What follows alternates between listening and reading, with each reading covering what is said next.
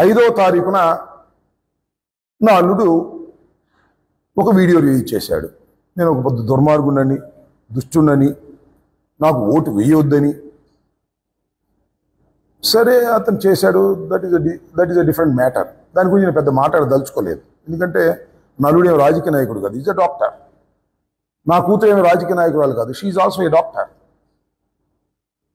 తర్వాత నేను ఎందుకు మాట్లాడాలని అనుకుంటున్నానంటే, పవన్ కళ్యాణ్ గారు పొన్నూరులో ఇదే సంభాషణ మాట్లాడారు. అంతకు ముందు కూడా నా అల్లుడు పలు సందర్భాల్లో ఉండబోలు గౌతమ్ నా కూతురు కబురు చేశాడు, నేను పవన్ కళ్యాణ్ గారిని కలుస్తాను, చంద్రబాబు గారిని కలుస్తాను అని బెదిరించి డైవర్స్ కావాలనేది ఆయన కోరుకున్నాడు.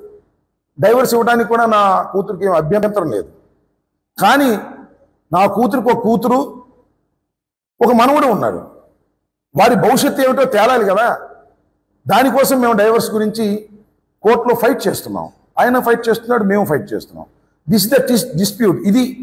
దీన్ని ఎవరికి చెప్పాలని అనుకోను. ఒక కూతురు కుటుంబం బాగోకపోతే దాన్ని బహిర్గతం చేయాలి అని అనుకోరు ఎవరో తల్లిదండ్రులు. ఇలాంటి పరిస్థితుల్లో ఏమయ్యా పవన్ కళ్యాణ్ గారు, నువ్వు నా అల్లుడిని రెచ్చగొట్టి రాజకీయ లబ్ధి పొందాలని పొన్నూరు వచ్చి నా తమ్ముడి మీద, నా మీద అల్లుడే ఓటు వేయద్దు అంటున్నాడని మాటలు మాట్లాడుతున్నావంటే ఏంటి? What is this? అంత అవసరమా రాజకీయాల్లో? నాకు అర్థం కాలేదు. ఏమంటే రాజకీయ విమర్శలు చేసావు పోలవరం గురించి, తప్పలేదు. కానీ ఇలాంటి నీచమైనటువంటి రాజకీయాలు చేసి నా దృష్టిని మరలించాలనుకుంటున్నారు.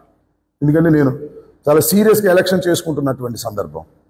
నా దృష్టిని మరలించి రాజకీయాల నుంచి ఫ్యామిలీ వైపు చేయాలనుకుంటున్నారు. అట్లా దృష్టి మరలేవాడిని కాదు. ఇవాళ కూడా నేను ప్రెస్ మీట్ పెట్టేవాడిని కాదు. కేవలం పవన్ కళ్యాణ్ గారు మాట్లాడారు కాబట్టి ఆ విషయం పొన్నూరులో నేను పెట్టవలసి వచ్చింది. మళ్ళీ దీని గురించి నేను మాట్లాడను. It is purely family dispute. This is before the honourable court will decide. Till then నేను మాట్లాడాల్సిన అవసరం లేదు, మాట్లాడకూడదు కూడా.